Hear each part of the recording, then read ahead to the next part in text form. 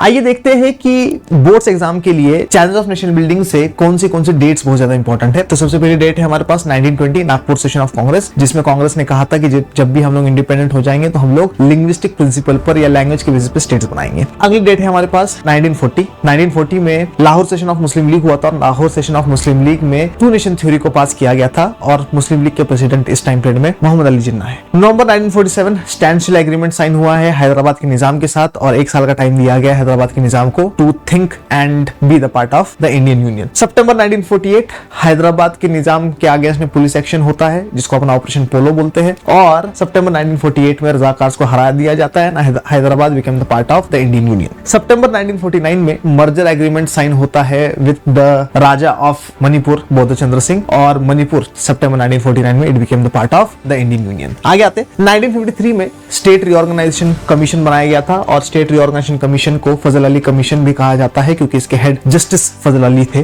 1956 state reorganisation act बनाया गया था और इस एक्ट के थ्रू 14 स्टेट्स और 6 यूनियन टेरिटरीज बनाने की बात करी गई थी। 1960 में बॉम्बे स्टेट में बाइलिंगुअल एक्सपेरिमेंट हुआ था and Bombay was divided into Maharashtra and Gujarat 1 मई 1960। 1966 में Punjab was divided into Punjabi speaking Punjab, Haryanvi speaking और हिंदी स्पीकिंग हरियाणा और हिमाचल प्रदेश 1966 में अलग कर दिया गया था। 1963 में नागालैंड बना।